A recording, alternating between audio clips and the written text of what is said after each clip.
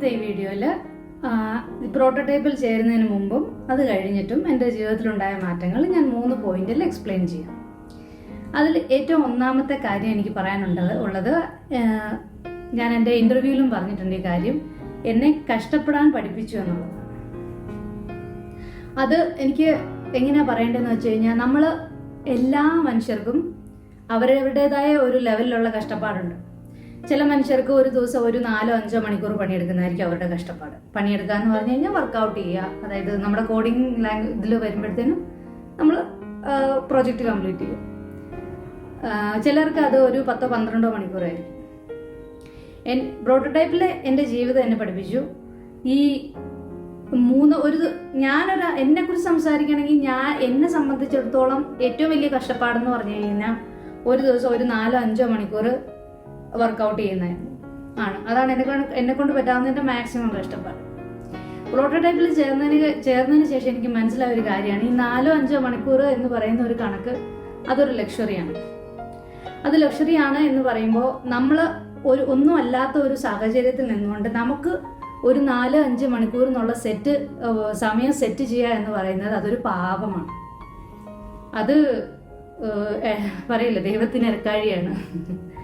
അത് എന്ന് വെച്ചാൽ, അങ്ങനെ ഒരു ലിമിറ്റ് നമ്മൾ സെറ്റ് ചെയ്യേണ്ടത് എപ്പോഴാണെന്ന് വെച്ച് കഴിഞ്ഞാൽ, നമ്മുടെ ജീവിതത്തിൽ നമ്മുടെ ഫിനാൻഷ്യൽ ഫ്രീഡം ഒക്കെ കൈവരിച്ചു കഴിഞ്ഞ് നമുക്ക് ജീവിക്കാനായിട്ട് പൈസേനായിട്ട് ആവശ്യമില്ലാതെ വരുമ്പോൾ നമ്മൾ തീരുമാനിക്കുകയാണ്, ഓക്കെ, ഞാനൊരു ദിവസം ഒരു 4 മണിക്കൂർ പണിയെടുക്കും, അത് കഴിഞ്ഞിട്ട് ബാക്കിയുള്ള സമയം എൻ്റെ ഫാമിലിയുടെ കൂടെ, അത് കഴിഞ്ഞിട്ട് എനിക്കിഷ്ടമുള്ള കാര്യങ്ങൾ ചെയ്യാനായിട്ട് ഞാൻ ബാക്കിയുള്ള സമയം സ്പെൻഡ് ചെയ്യും. അതൊരു നമുക്ക് മണി റിച്ച് ആകാനും പറ്റും, ടൈം റിച്ച് ആകാനും പറ്റും. അതൊക്കെ എപ്പോഴാണ് സംഭവിക്കുന്നത് പറഞ്ഞാൽ അതൊരു ലക്ഷറിയാണ്.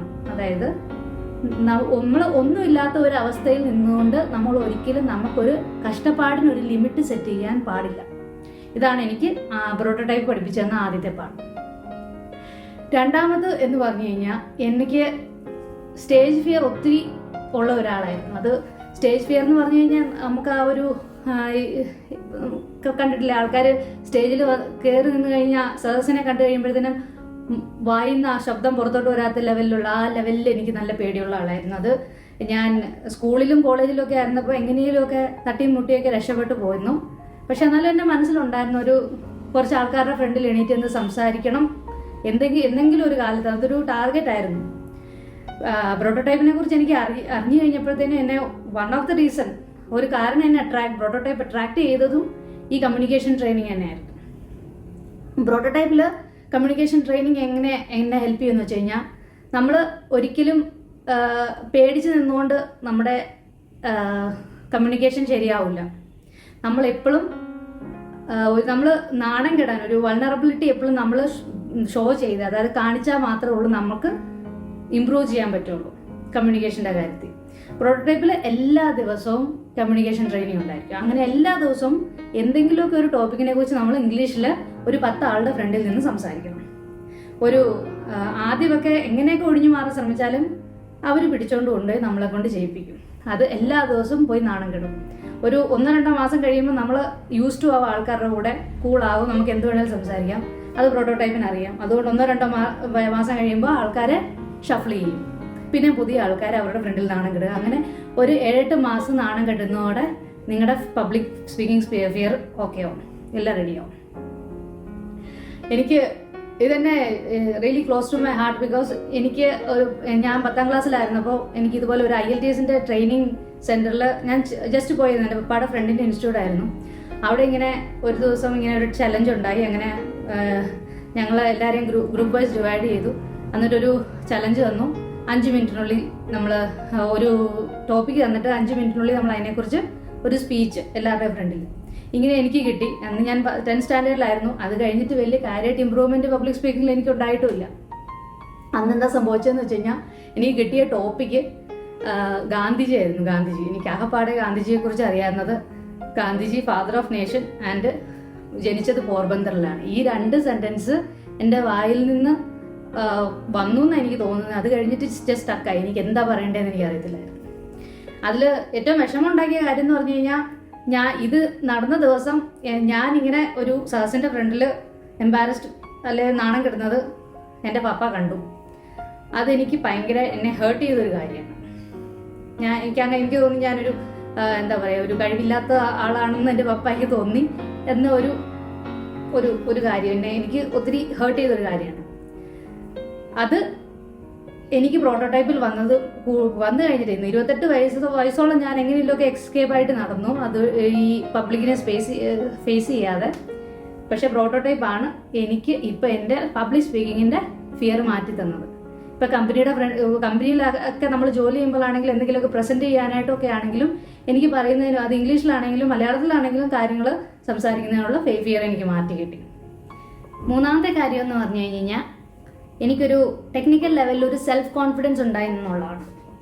എനിക്കിപ്പോൾ ഓർമ്മയുണ്ട്, ആദ്യത്തെ ഒരു 2ാമത്തെ വീക്കിൽ ഒരു സ്റ്റാറ്റിക് വെബ്സൈറ്റ് 2 സ്റ്റാറ്റിക് വെബ്സൈറ്റ് ഉണ്ടാക്കാനൊക്കെ പറഞ്ഞു കഴിയുമ്പോൾ എനിക്കൊരു ടെൻഷൻ ഉണ്ടായിരുന്നു. ഞാൻ എങ്ങനെ ഉണ്ടോ, അയ്യോ എനിക്കൊന്നും അറിയത്തില്ല, എനിക്ക് ABCD പോലും അറിയത്തില്ല, രണ്ടാഴ്ചത്തെ കോഡ് ചെയ്ത എക്സ്പീരിയൻസ് കൊണ്ട് ഞാൻ അങ്ങനെ ഒരു വെബ്സൈറ്റ് ഉണ്ടാക്കുന്നത്, അങ്ങനെയൊക്കെ ഒരു ചിന്ത പോയായിരുന്നു. അത് ആ ഒരു ഫിയർ കാരണം ചെയ്യാനുള്ള സമയത്ത് പോലും ഞാൻ അതും ആലോചിച്ചിരിക്കുമായിരുന്നു, എങ്ങനെ ചെയ്യും എന്നുള്ളത് ട്രൈ ചെയ്ത് നോക്കാതെ. ആ ഒരു ലെവലിൽ നിന്ന് ഇപ്പം എന്നോട് എന്ത് ഇൻകോപ്പറേറ്റ് ചെയ്യാൻ പറഞ്ഞു കഴിഞ്ഞാലും ഞാനിപ്പോൾ അതിനെക്കുറിച്ച് കേട്ടിട്ടില്ല, ജീവിതത്തിൽ കേട്ടിട്ടില്ലാത്ത കാര്യമാണെങ്കിലും എന്നെക്കൊണ്ട് എന്തും ചെയ്യാൻ പറ്റുമെന്നുള്ള ഒരു ലെവലിലേക്ക് ഞാൻ എത്തിയത് പ്രോട്ടോടൈപ്പ് വഴിയാണ്. പ്രോട്ടോടൈപ്പിലെ രീതി അങ്ങനെ തന്നെയാണ്. നമ്മൾ സ്വന്തമായിട്ട് റിസർച്ച് ചെയ്ത് നമ്മൾ ഇംപ്ലിമെൻറ്റ് ചെയ്ത് നോക്കും, എറർ അടിക്കും, അത് പിന്നെ സോൾവ് ചെയ്യും, പിന്നെ എറർ അടിക്കും, അങ്ങനെ ചെയ്ത് ഇറ്ററേഷൻ വഴി നമ്മൾ ഒരു പ്രൊഡക്റ്റ് ബിൽഡ് ചെയ്തെടുക്കുന്ന രീതിയാണ് പ്രോട്ടോടൈപ്പിലുള്ളത്. അത് തന്നെയാണ് വേറെ ഏത് കമ്പനി ചെന്നാലും നമുക്ക് ചെയ്യാനുള്ളത്. എന്ത് കിട്ടിയാലും എന്നെ കൊണ്ട് പറ്റും. അതിപ്പം നമുക്ക് കണ്ണടച്ച് പറയാൻ പറ്റും ഞാൻ ചെയ്യാം, എനിക്കൊരു 2 വീക്ക് അല്ലെ മാക്സിമം 2 വീക്ക്. നമുക്ക് ഇപ്പോൾ കമ്പനിയിലൊക്കെ അങ്ങനെയാണ് പറയാറുള്ളത്, നമുക്കിപ്പോൾ 1 വീക്ക് കൊണ്ട് ചെയ്ത് തീർക്കാൻ പറ്റും, നമ്മൾ 2 വീക്ക് എന്നാണ് പറയുന്നത്, നമുക്കറിയത്തില്ലല്ലോ എന്താ വരുന്നതെന്ന്. അതുകൊണ്ട് ഒരു മാക്സിമം 2 വീക്ക്, നമ്മൾ ഇതുവരെ കേട്ടിട്ടില്ലാത്ത ഒരു കാര്യമാണെങ്കിലും ആ ഒരു ലെവലിലേക്ക് എന്നെ എത്തിച്ചത് പ്രോട്ടോടൈപ്പാണ്. എപ്പോഴും നമ്മൾ എന്നെക്കൊണ്ട് ഇത് പറ്റും, എനിക്ക് എന്തും ചെയ്യാൻ പറ്റും, അത് ചുമ്മാ പറയുന്നതല്ല. അതായത് നമ്മളിപ്പോൾ പറയാണ് എന്നെക്കൊണ്ട് എന്തും ചെയ്യാൻ പറ്റും എന്ന് പറയുമ്പോൾ നമുക്ക് വെർ ഇസ് ദ പ്രൂഫ് എന്ന് നമ്മളോട് തന്നെ നമ്മൾ ചോദിക്കണം. അതായത് പ്രൂഫ് ഇല്ലാന്നുണ്ടെങ്കിൽ യു ആർ ജസ്റ്റ് ബ്ലഫിങ്, ചുമ്മാ പറയുന്നത്, അത് ജസ്റ്റ് ഇതാകാൻ വേണ്ടി പറയുന്നത്. പക്ഷെ പ്രൂഫ് നമ്മുടെ കയ്യിലുണ്ടെങ്കിൽ, എനിക്കിപ്പോൾ ഒരാൾ എന്നോട് ചോദിക്കുകയാണ്, ഫോർ എക്സാമ്പിൾ ഒരു ചാറ്റ് ബോട്ട് ഇൻ്റഗ്രേറ്റ് ചെയ്യണം, ഞാൻ ഇതുവരെ ചെയ്തിട്ടില്ല, പക്ഷെ ചെയ്യാൻ പറ്റുമോ എന്ന് ചോദിച്ചു കഴിഞ്ഞാൽ എനിക്ക് ഒരു വീക്കിലെ സമയത്തിനുള്ളിൽ എനിക്ക് ചെയ്യാൻ പറ്റും. ആ ഒരു കോൺഫിഡൻസ് എങ്ങനെ എനിക്ക് പറയാൻ പറ്റുന്ന കാരണം എനിക്കൊരു ഹിസ്റ്ററി ഉണ്ട്. എനിക്കറിയത്തില്ലാത്ത കാര്യം ഞാൻ റിസർച്ച് ചെയ്ത് കണ്ടുപിടിച്ച് ഇംപ്ലിമെന്റ് ചെയ്ത ഒരു ഹിസ്റ്ററി എനിക്ക് ഉണ്ട്. അപ്പം I prove to myself multiple times that I can do something I had no idea 1 week before. അപ്പോൾ അതാണ് എൻ്റെ മൂന്നാമത്തെ കാര്യം. എനിക്ക് സ്വന്തമായിട്ടൊരു സെൽഫ് കോൺഫിഡൻസ് ടെക്നിക്കലി പ്രോട്ടോടൈപ്പ് ഉണ്ടാക്കി തന്നു. അപ്പോൾ ഇനി ആരെങ്കിലും പ്രോട്ടോടൈപ്പിലേക്ക് ജോയിൻ ചെയ്യാൻ താല്പര്യം ഉണ്ടെങ്കിൽ എൻ്റെ ഒരേ ഒരു അഡ്വൈസാണ്, ബേൺ യുവർ ഷിപ്പ്. എനിക്ക് എൻ്റെ ഷിപ്പ് എന്ന് പറയുന്നത് എൻ്റെ നല്ല കാലം, അതായത് ഒരു 23 തൊട്ട് 28 വയസ്സുള്ള ഒരു കാലം എല്ലാം എക്സ്പെരിമെൻ്റ് ചെയ്ത് ഞാൻ ഐ വാസ് ബേൺഡ് ഔട്ട്. എനിക്ക് 28ാമത്തെ വയസ്സിൽ എൻ്റെ കയ്യിൽ ഒന്നുമില്ലായിരുന്നു, എനിക്കൊരു ഗോയിങ് ബാക്ക് ഇല്ലായിരുന്നു. പ്രോട്ടോടൈപ്പിൽ എനിക്ക് പല പ്രാവശ്യവും 2 പ്രോജക്റ്റ് ചെയ്യുന്നതിനിടയിൽ എനിക്ക് തോന്നിയിട്ടുണ്ട് ഈ ചെയ്യുന്ന ലാപ്ടോപ്പ് എവിടെയും തല്ലി പൊട്ടിച്ചിട്ട് എങ്ങനെയെങ്കിലും ഇറങ്ങിപ്പോയാൽ, പക്ഷെ എങ്ങോട്ട് പോകാൻ, ആ ഒരു ചിന്ത, ഇതില്ലാതെ വേറൊരു ഓപ്ഷൻ ഇല്ല. അതുകൊണ്ട് burn your ship, come to prototype, കഷ്ടപ്പെടുക. എപ്പോഴും ആലോചിക്കുക, 1, 2, 3, 4 മണിക്കൂറല്ല, നമ്മൾ വിചാരിക്കുന്നത് നമ്മുടെ ഫീച്ചർ ഇൻകോപ്പറേറ്റ് ചെയ്ത് തീരുന്നത് എപ്പോഴാണോ അതാണ് നമ്മുടെ റെസ്റ്റ് സമയം. അങ്ങനെ കഷ്ടപ്പെടാൻ റെഡിയായി പ്രോട്ടോടൈപ്പിലേക്ക് വരിക, മാക്സിമം കഷ്ടപ്പെടുക. വേറെ ആരും കൂടെ ഇല്ലാത്ത ഒരു കാലം വരുമ്പോൾ നിങ്ങളുടെ കഷ്ടപ്പാട് നിങ്ങളുടെ കൂടെ ഉണ്ടാവും. All the best.